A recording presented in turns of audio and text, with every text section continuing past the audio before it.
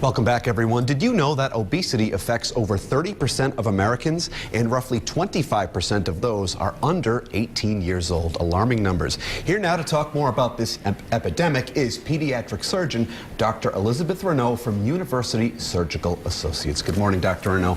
Great to have you here. Thanks for having me. You know, when we hear these numbers, when we hear these statistics, we can't help but be taken aback by them, because certainly we want our children to be healthy. We want them to grow up with those healthy habits. So to hear that means something really needs to be done. So let's start right off the bat here with bariatric surgery and what it really is for those unfamiliar.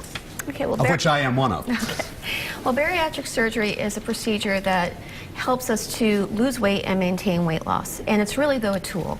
So people who have this procedure need to learn new habits around food. It's not a quick fix.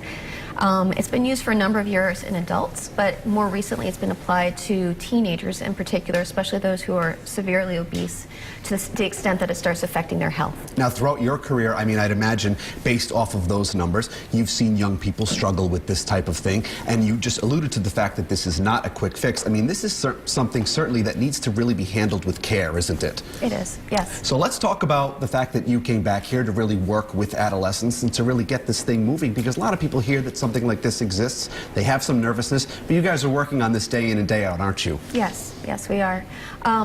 We have a program around the operation. So patients who are potential candidates actually have to be evaluated for a prolonged period before being able to progress towards surgery.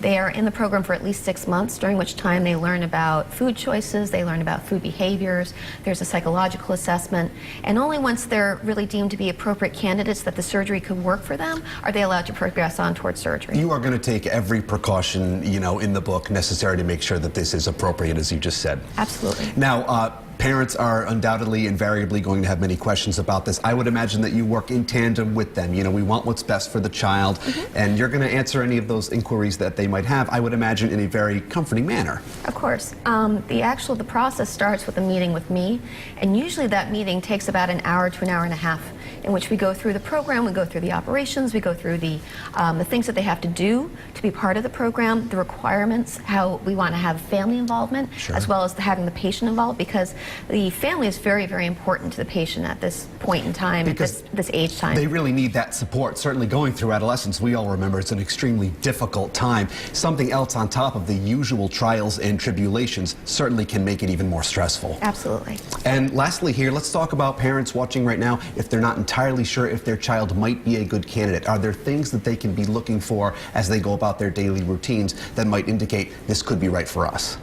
Well, usually it starts with an assessment by their physician. A patient has to be deemed to be morbidly obese. That is, they have to have a BMI of over 40, or there are actually percentiles when we talk about children of a younger age.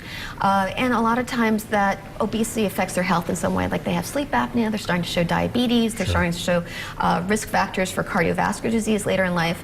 And those would be indications that perhaps it's time to start considering whether bariatric surgery might be something that could help. We want those adolescents to be as healthy as possible, don't we? Yep. Great to have you here, Dr. Renaud. Thank you for sharing your information and shedding some light on this. If you guys would like even more information from University Surgical Associates, just head on over to roadshow.com.